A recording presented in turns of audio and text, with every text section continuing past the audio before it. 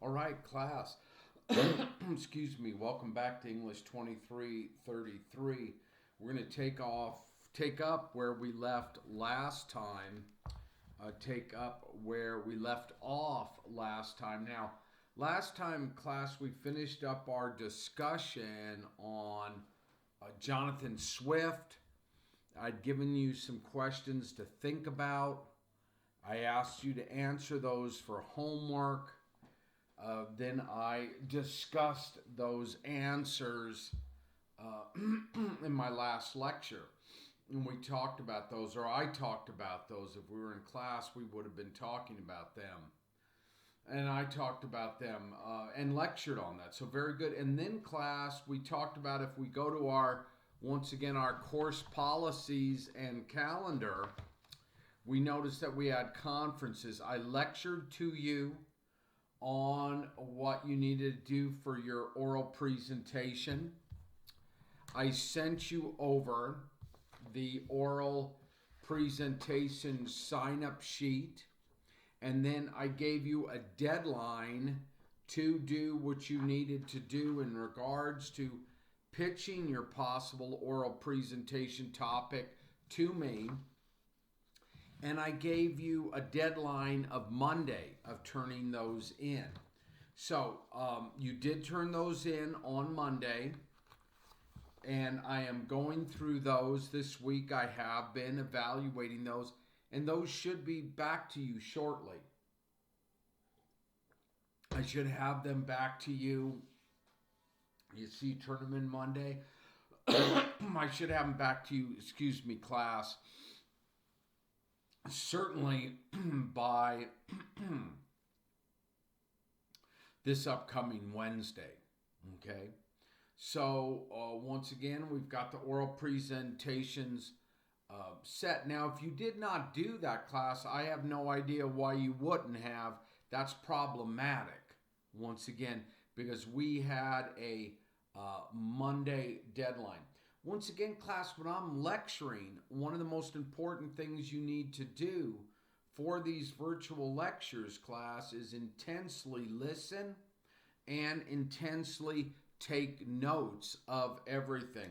If not, then what can happen sometimes is a student can be absolutely lost, and I don't want you to be lost.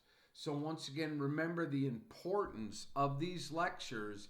Take notes. Have everything once again set up and done for making deadlines. So, like I said, by Wednesday, I will have written back to you each one individually, and we will discuss the pitches that you've made once again for the oral presentations, which will be coming up, class, after our midterm.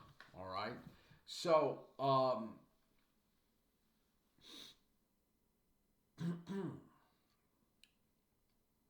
one of the things what we want to do now is move on to the course policies and calendar.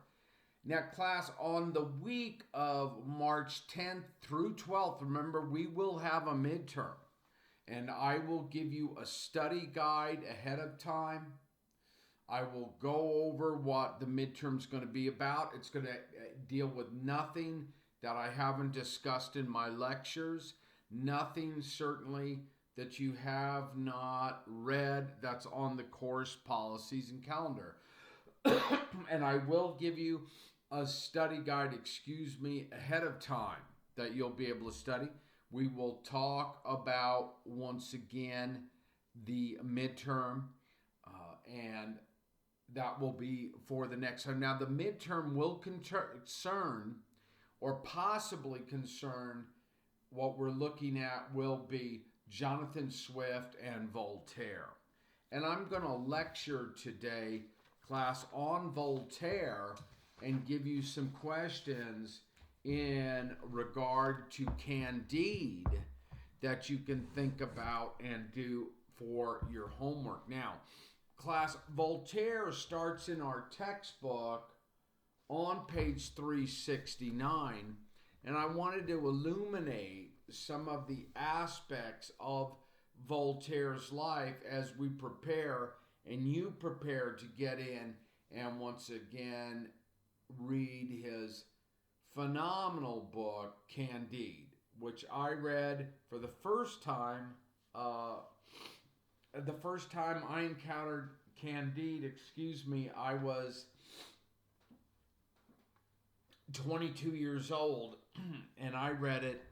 No, I was 24. I read it at the university and found it as a seminal text for my life and for a lot of people's lives, and that's why we're studying. We see that Voltaire lived from 1694 to 1778. I'm on 369 in our text, and it starts off talking about, imagine a writer so outspoken and so fearless that class, although his work landed him in prison and in exile more than once, he never stopped writing defiantly. Okay, so right there we see here is a writer who went to jail. Here is a writer who was an outlaw. Here is a writer, once again, who was defiant. Okay? If he could not publish his work openly, he would have it printed secretly and smuggled across borders. Excuse me. If he could not circulate it by the post, he would have it hand-carried in suitcases and distributed by trusted friends. So once again, there were people trying to silence Voltaire, people who didn't want to hear from Voltaire, and then a lot of people who did. And as a writer, he would have to be in sometimes clandestine or by underground means. He sees freedom of speech, even it was not granted to him. And he used his freedom of speech, even when it wasn't granted, to mock corrupt priests and self-regarding kings. So he was going after, Voltaire was the status quo, heavily. Okay, the sheer gutsiness of Voltaire is breathtaking. In an almost atmosphere of stern censorship and absolute power, he managed to live to the ripe age of 83, and that was a long life back then. Writing lively denunciations of dominant orthodoxies and powerful authorities almost every day, and his darkly comic imagination class propelled him to enormous fame. Okay. His witty, light prose and his clear and accessible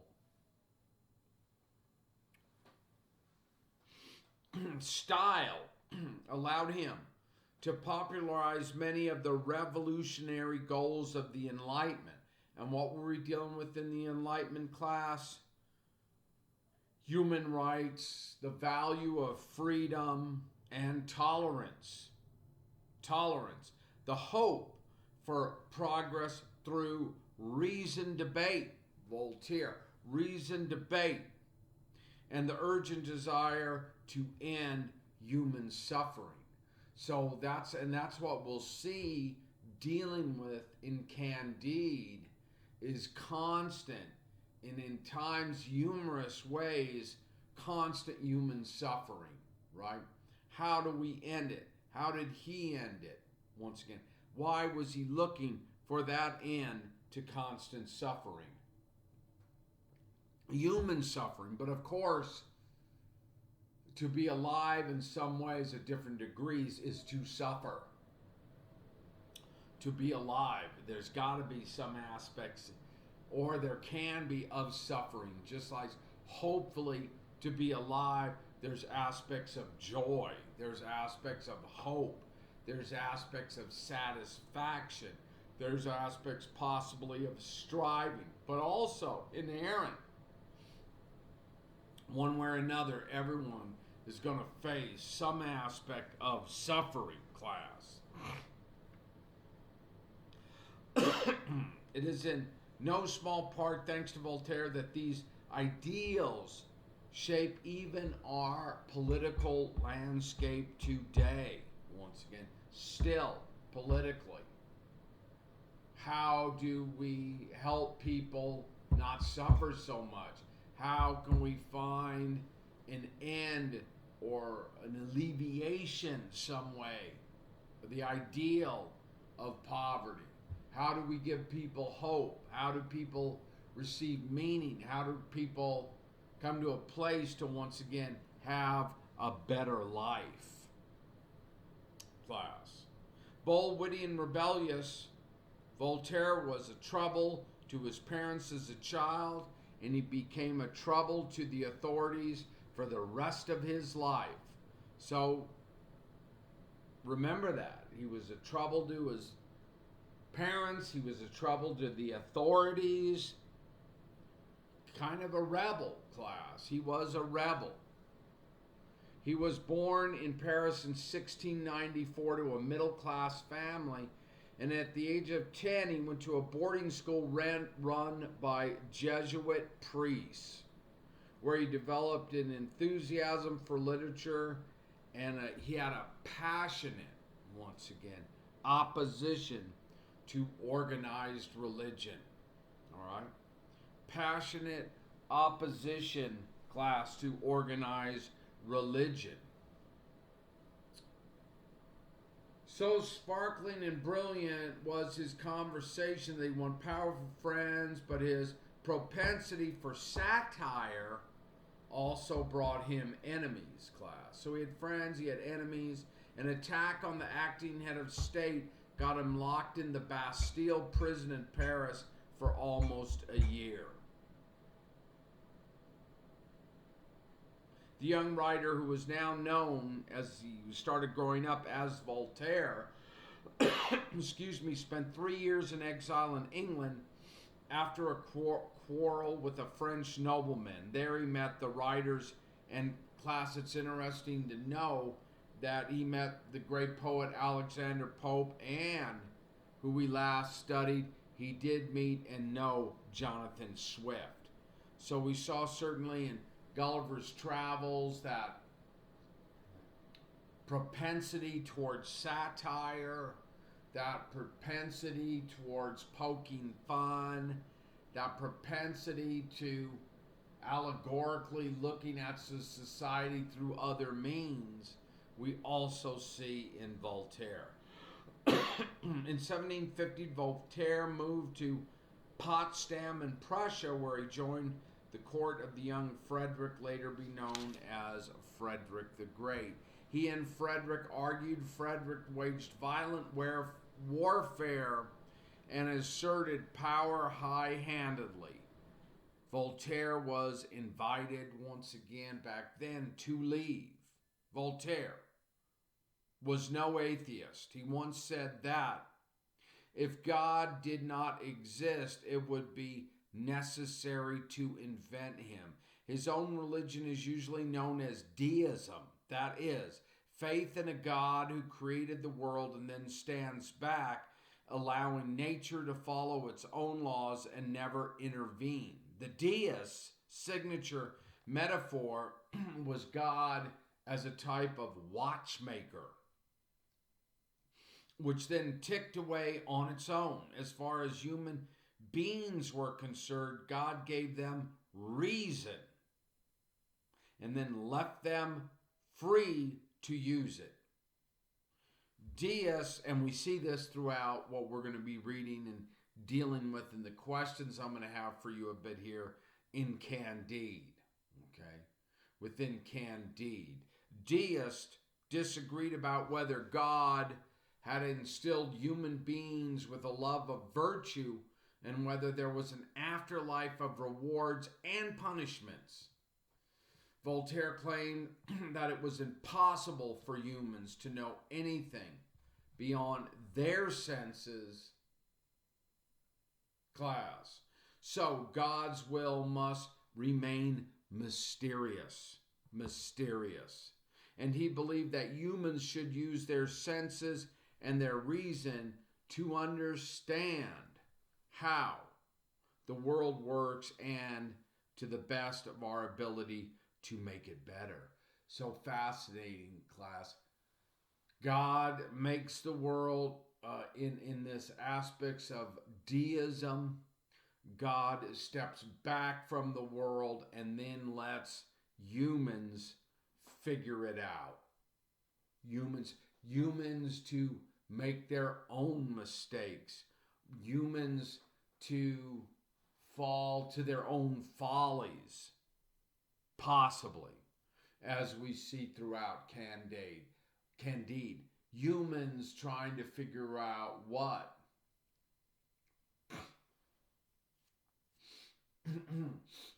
this life is about, what constitutes meaning, what constitutes possible grace, what constitutes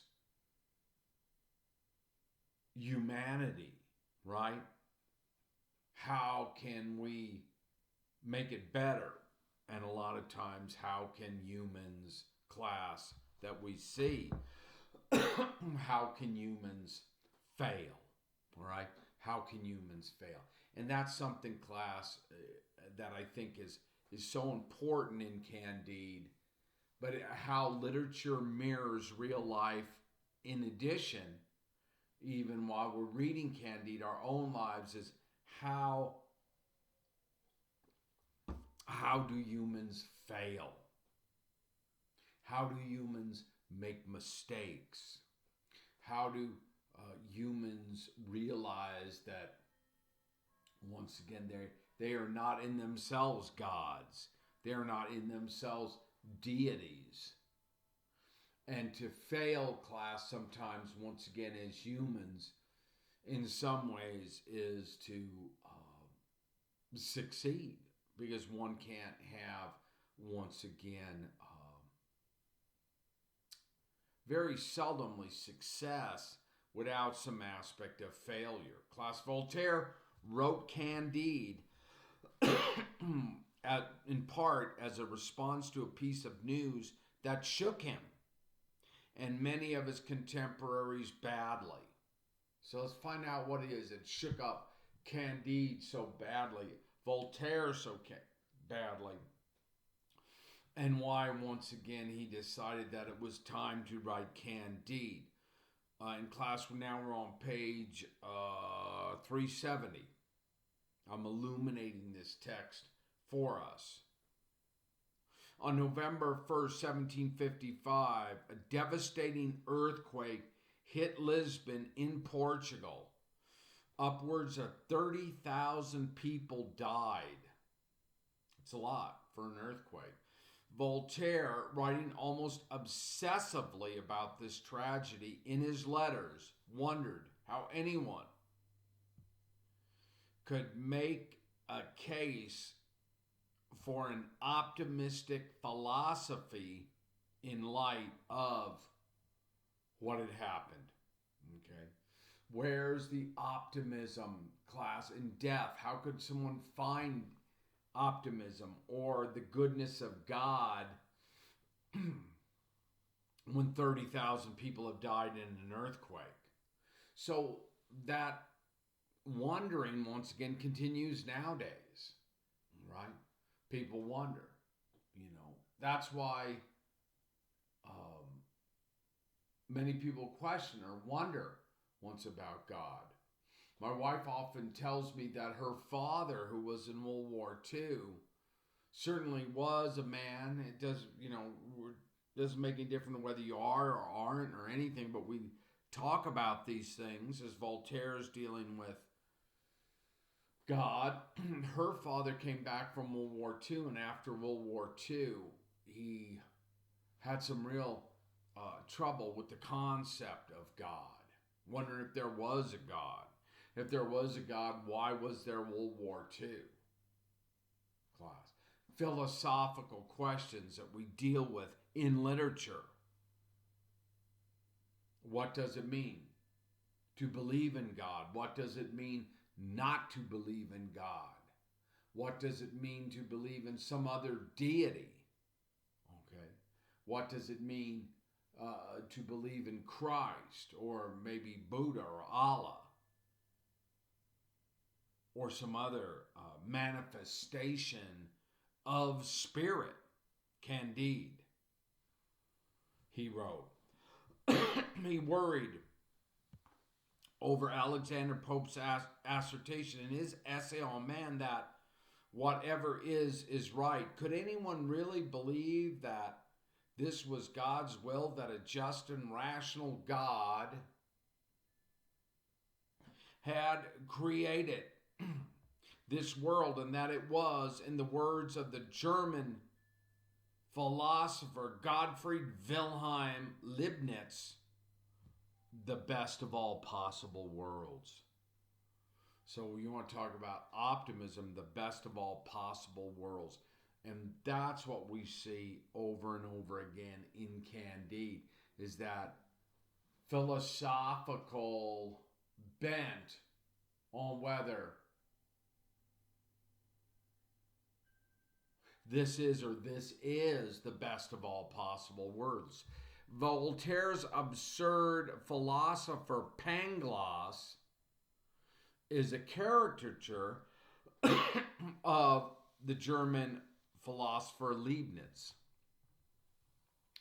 Though philosophical, Candide is so brief and so easy to read that it was immediately popular with a wide range of readers. And you'll see that as you read it. The ease and the beauty in the way Candide was written and the shortness of it makes it perfect for our class. So it was popular at the time with a wide range of readers. Voltaire deliberately opted for short, cheap, excitingly readable text. Long works will never make a revolution, he argued, and wrote that if the New Testament had cost 4,200 sentences, the Christian religion would never have taken root. Thus, Candide's brevity may be seen as part of its power. So, excuse me, class, a few allergies today, but fantastic. The brevity and the tightness of it makes for the power. All right? Certainly that can't be said about all literature, should be said. But Voltaire made it work, once again, for him and for us, because it works handedly. It is also deliberately entertaining. It's funny. I remember reading it and rereading it again and rereading it for this class and laughing out loud. Okay? Deliberately entertaining. Voltaire's combines a lively appetite for humor and with a horrifying sense of the real existence of evil, the exuberance and extravagance of the sufferings characters undergo may even prompt us to laugh.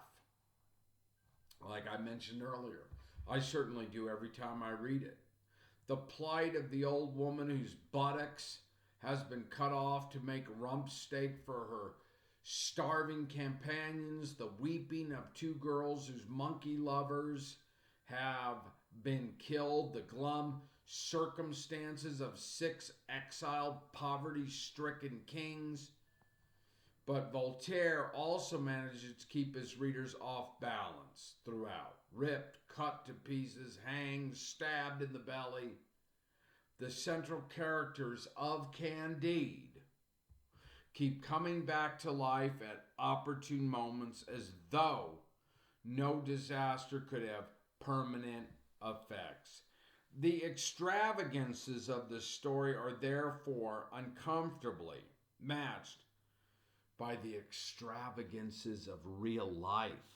So, where the story is very, very almost hyperbole or hyperbolic in its over-the-topness, and you think this could not mirror real life, but it does. Because once again, anytime when we think that almost fiction or some story is too wild, we see that life, in its essence, can be very extravagant too.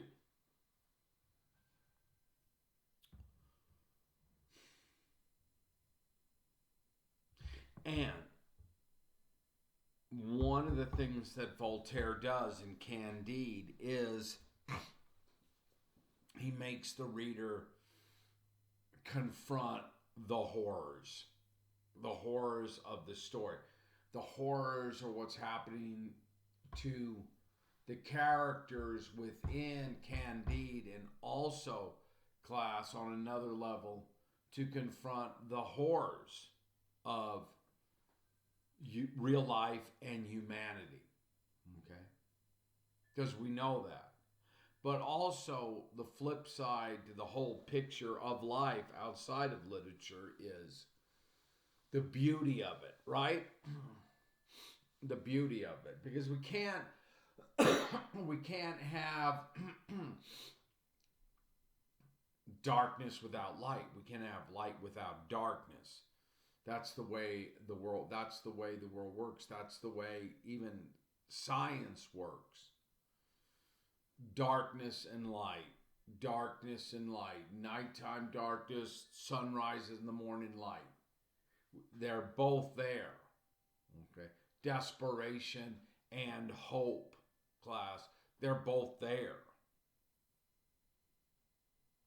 The only thing that always fascinates me in terms of, say, God, or say in terms of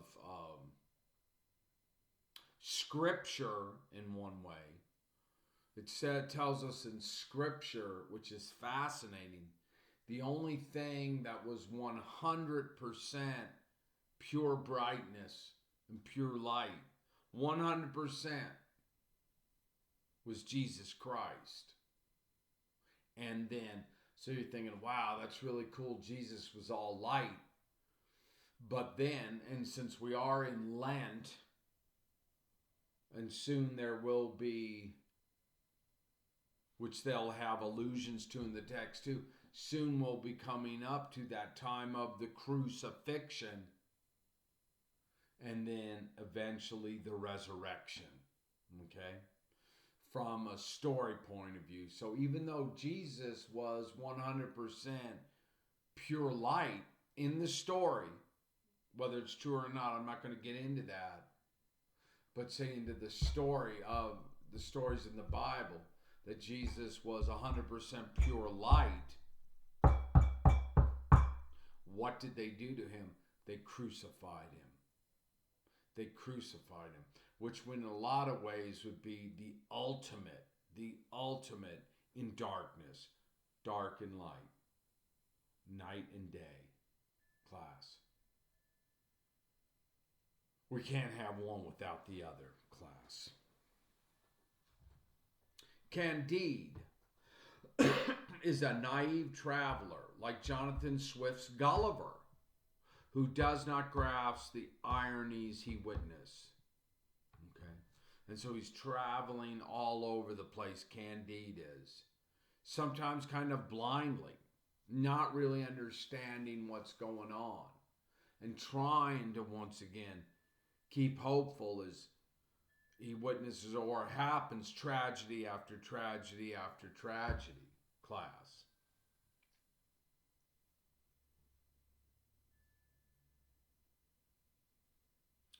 So, once again, Milton's talked about Paradise Lost and finding that place of, once again, aspects of paradise, the ideal of it, and then dealing with the ideal of fallen humanity. Candide encapsulated the many problems that stoked Voltaire's anger and fed his satire, absolution and religious bigotry, unnecessary bloodshed, restrictions on freedom of speech and religion, and the intolerable reality of human suffering. Okay? All things that hundreds of years later we are still dealing with in our society. Okay. Absolution and religious bigotry, unnecessary bloodshed still going on. Restrictions on freedom of speech and religion all around the world in some ways. Some countries a lot more than others. The intolerable reality of human suffering certainly going on. This story has always been the most famous work of Voltaire's. And he had an influential career, and the apex or the zenith of that career is Candide. Voltaire had inspired leaders of the American Revolution, Thomas Jefferson, Thomas Paine, and Benjamin Franklin, and helped to shape the United States Constitution. The French Revolution held Voltaire up as a hero. If I remember correctly, 1789 to 1795, the French Revolution. As a hero, as did generations fighting against class, against religious intolerance. But in the centuries that have followed, Voltaire's ideas have become part of the common fabric of our ideals. He was hotly reviled by those who wanted to maintain the authority of established churches, and some went on so far as to call Voltaire the Antichrist back in the day. But since then, we see that he has become part of our ideals. So, then class, very good. Then class on 372, we get into the reading that you're going to do for me. Candide or Optimism. Chapter 1. How Candide was brought up in a fine castle and how he was driven therefrom. So, class, dig in. Page 372. Now that we have I've illuminated a lot of what we're dealing with in Voltaire. Read that carefully. Have fun with it, class. And let me give you some questions that you can answer in your homework while you're reading Candide or Optimism. Okay, for next time, when I come back next time and we start talking about the midterm, and I give you the study guide, and we move through this class as best as we can during this pandemic, which in some ways, class, our COVID pandemic totally has overtones, totally has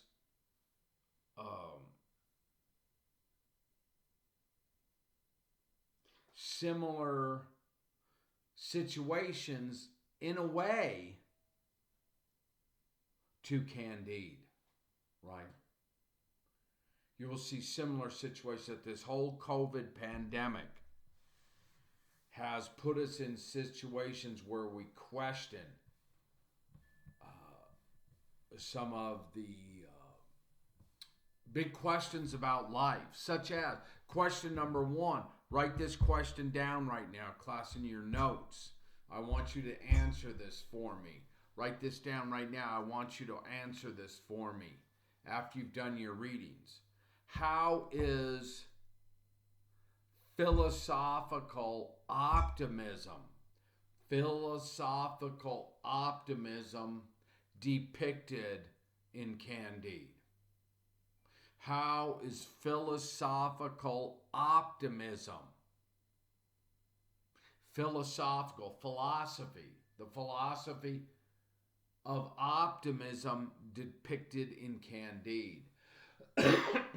Give us some examples from the book.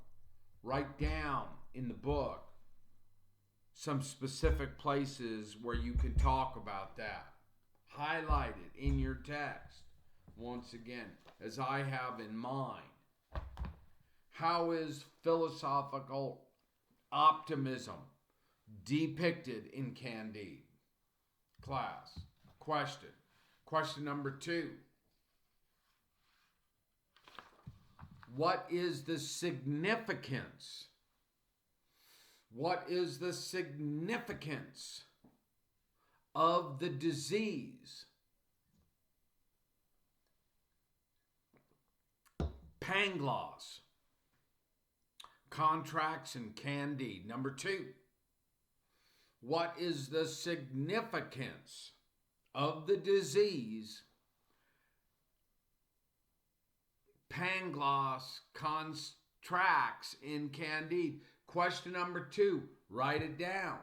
Once again, as I mentioned, class, notes, notes, notes, notes, notes. Once again, that's how we have to do college, class. Students I know never take any notes, never graduate. You can't remember everything. And then you you have to do class. Go back to your notes, notes, notes. It's a brand new journal of mine, class. Always thousands of pages. It doesn't have to be fancy ink. It doesn't have to be different colored ink. It doesn't have to be on a French journal. It doesn't have to be German red ink like this Pelican ink is from Germany. But you're writing. That's how we can contain anything or retain anything, class. Notes, notes, notes, notes, notes, class. Notes. And then if you want to up your game over the years with the tools of the trade, dig in. Dig in, class. It's a limited edition fountain pen made in Ohio of Bexley from about 30 years ago, 18 karat gold nib ink. Nib. The ink is diamine from the United Kingdom. Beautiful, beautiful pen, class. Once again, dig in. I don't care what you take notes in. But remember the tools of the trade. They may help you. This is a Pelican from Nuremberg, Germany. Right? I got some Malibu Blue Monteverde ink in here, class. So once again, it helps us remember that we need to be taking notes. We got to take notes, class. We got to get things down. We got to answer these questions. Question number 2. Write them down, because when we do our midterm, it's going to be an essay. And we got to write. Class, what is the significance of the disease Pangloss, Contracts, in Candide? Contracts. The significance of the disease for poor Pangloss. Our protagonist.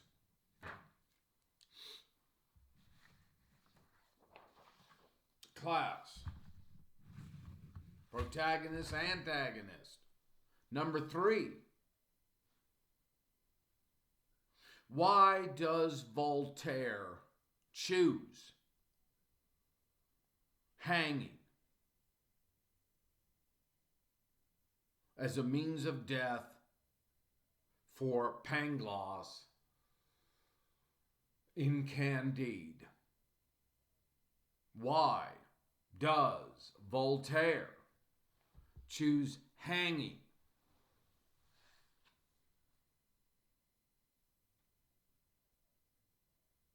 Taking notes. Yeah, writing down these questions right now. Watch. Taking down the notes. Class, why? Does Voltaire choose hanging as a means of death for Pangloss and Candide? Why? Question number 3. We only have 5 questions for you. Why does Voltaire choose hanging as a means of death for Pangloss and Candide? That's your 3rd question. Question number 4 that you're going to write down. Pen and paper. Pen and paper. Writing these down now. Mr. Welsh is asking us questions. We're writing down these questions that Mr. Welsh wants answered. Mr. Welsh wants these answered. What is the importance? What is the importance of religion in Candide? What is the importance of religion in Candide? Question number 4. Paper and pen. You're taking these down. Taking these down. Pandemic class. Virtual class. Online learning. We'll get through it. We're trying to get through the pandemic. Trying to deal with this way of teaching that we have to deal with.